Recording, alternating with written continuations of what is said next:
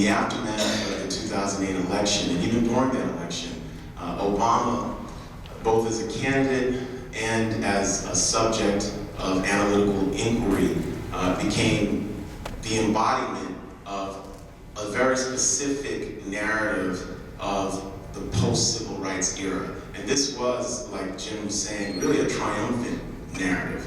In the aftermath of the election, New York Times, the front page said racial barriers broken in the United States. People talked about post-racial America. The candidate himself in 2007 in Selma described himself as being part of the Joshua generation. And the Joshua generation was the generation that came after Martin Luther King. They were allowed to actually be in the promised land. When we think about this as historians, it really is a very, very interesting and triumphant narrative, but it's a narrative that doesn't reflect the complexity of both the civil rights and the Black Power movements. When we think about civil rights is rarely discussed in the context of race and democracy. The movement for civil rights was really a movement for radical small d democracy in the post-war period. When we think about the Black Power movement, Black Power is rarely thought of as a movement for democracy. It's rarely thought of as a movement that tried to fundamentally transform small d democratic institutions in the United States. When we think about Barack Obama, Obama talked about Dr. King and the fierce urgency of now, and that's why he was running. We think about Martin Luther King Jr., we rarely think about King as a political revolutionary. We rarely think about King after the March on Washington, August 28, 1963.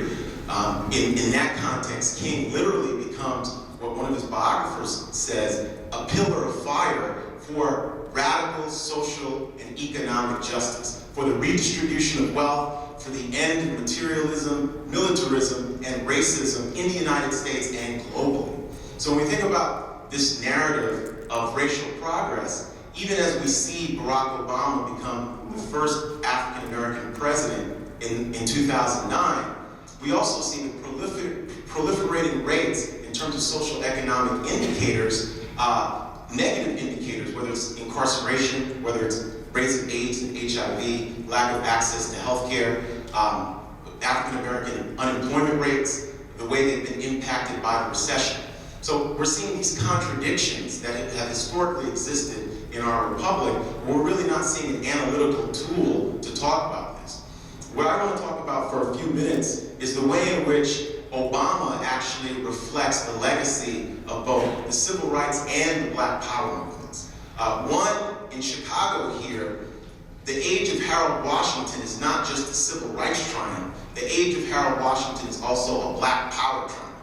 The activists who aided Harold Washington's victory in 1983 were not just civil rights activists, they were also Black Power militants. When Obama talks about Harold Washington in dreams, and when he talks about Harold Washington as somebody who he was impacted by, he looks at Harold Washington as sort of this multiracial, multicultural icon.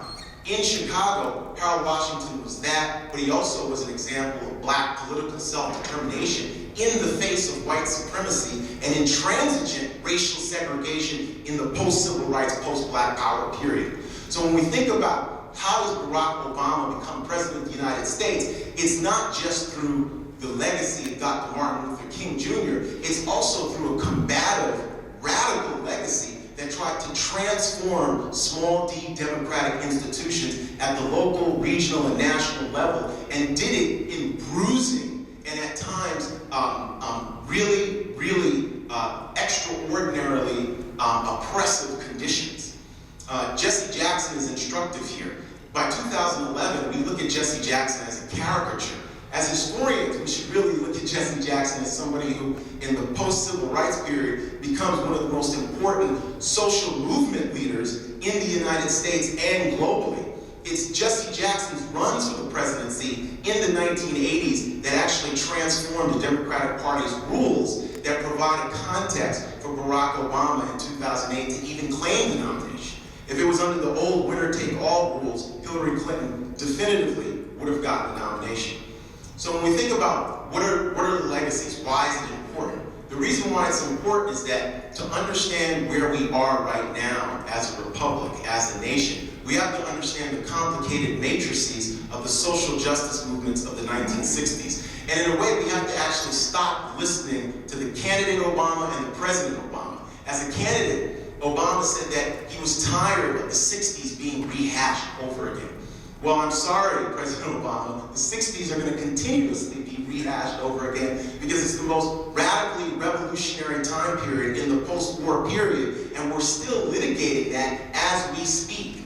So when we think about what are the legacies of the 60s, it's not just a bucolic civil rights legacy. It's a legacy of radical feminism. It's a legacy of anti-war protests. It's a legacy of anti-imperialism. It's a legacy of welfare rights mothers who are teaching Dr. Martin Luther King Jr. what they need in 1967 and 68 and inspire the Poor People's Campaign. So it's a legacy that's multifarious and multicultural. It's a legacy of Stonewall. It's a legacy of Black and Brown. It's a legacy of the Young Lords and the Brown Berets. It's a legacy of the Third World Women's Alliance. It's a legacy of the Students for a Democratic Society.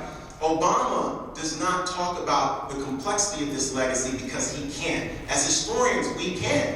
And it's that specific legacy, of course there's unintended consequences, that really provides a context for us to understand Obama and the way in which in 2008 he was able to be catapulted into the presidency. I want to close by talking about this notion of race and democracy, and I hope we discuss this in the aftermath. I think this idea of race and democracy is very, very important. When we think about, I'm writing a biography of Stokely Carmichael. When we think about somebody like Stokely Carmichael, we genuinely don't understand what it meant for Stokely Carmichael, who was born in Port of Spain, Trinidad, on June 29, 1941, who comes to the United States June 15, 1952, who's one of 7 African-American students at Bronx Science, one of the best public schools in the country. We genuinely don't understand what does it mean for a young 19-year-old to be arrested as a freedom rider in 1961. We don't understand the way in which Stokely Carmichael talked about small d democracy as a 19 and 20-year-old. The way in which Stokely Carmichael is arrested and placed in Parchment Farm for 40 days and celebrates his 20th birthday in prison in the United States of America in Mississippi, where small d democracy did not exist in the Mississippi Delta for African Americans. Carmichael is fighting for radical democracy in the 1960s, and by the time he's yelling, screaming Black Power, June 16, 1966, in Greenwood, Mississippi, he's arguing that the only way small d democracy can come to the United States is through Black political self-determination. So when we think about the legacy of the 1960s, the legacy of the Civil Rights Black Power periods, these are legacies of radical democratic movements in the form of people like Ella Baker, Fannie Lou Hamer, Stokely Carmichael. And it's these legacies, these combative, these bruising legacies for small d democracy that actually provide a context for Harold Washington, for Jesse Jackson, for Barack Hussein Obama in 2008. And it's coming to terms with that as historians that will provide us a more clear-eyed view to understand how Barack Obama fits within the context of the legacies of the civil rights, the Black Power movements, and the radical social justice movements of the 1960s. Thank you.